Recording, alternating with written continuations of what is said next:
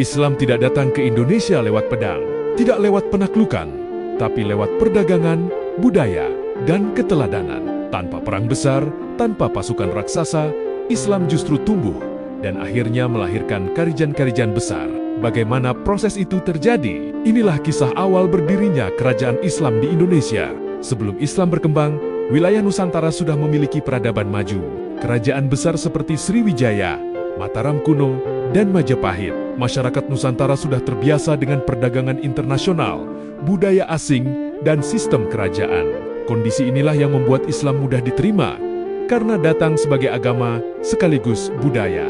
Islam masuk ke Indonesia sekitar abad ke-7 hingga ke-13 Masehi. Bukan lewat satu jalur, tapi beberapa jalur sekaligus.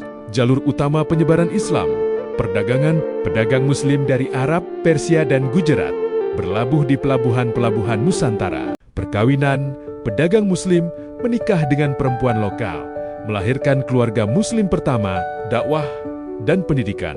Ulama menyebarkan Islam secara damai melalui pengajian dan pesantren budaya. Islam menyatu dengan adat, bukan menghapus tradisi lokal. Kerajaan Islam pertama di Indonesia adalah Samudra Pasai, berdiri sekitar abad ke-13 Masehi di Aceh. Pendiri kerajaan ini adalah Sultan Malik As-Saleh. Samudra Pasai berkembang pesat karena letaknya strategis di jalur perdagangan, hubungan kuat dengan dunia Islam, dan menggunakan mata uang emas dirham. Dari sinilah Islam mulai menguat secara politik di Nusantara. Di Pulau Jawa, penyebaran Islam tidak bisa dilepaskan dari Wali Songo. Mereka tidak memaksa, mereka berdakwah lewat seni, wayang, musik, dan budaya lokal.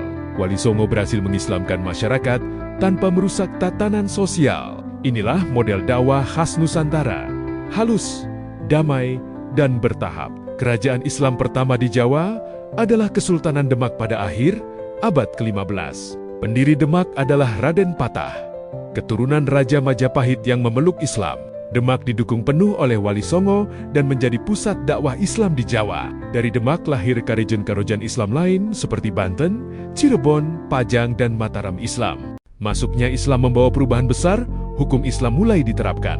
Gelar raja berubah menjadi sultan, masjid menjadi pusat kekuasaan. Namun Islam di Indonesia tetap fleksibel, berpadu dengan adat lokal. Inilah kekuatan Islam Nusantara, adaptif tanpa kehilangan identitas. Islam cepat berkembang karena ajarannya egaliter, tidak mengenal kasta, dakwah damai, dukungan perdagangan, dan runtuhnya kerajaan Hindu-Buddha. Kombinasi inilah yang membuat Islam menjadi kekuatan baru di Nusantara. Islam di Indonesia tidak tumbuh dalam semalam. Ia tumbuh perlahan, damai, dan berakar kuat.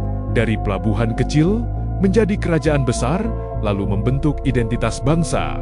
Inilah awal berdirinya kerajaan Islam di Indonesia. Bukan hasil penaklukan, tapi hasil perjalanan sejarah yang bijaksana.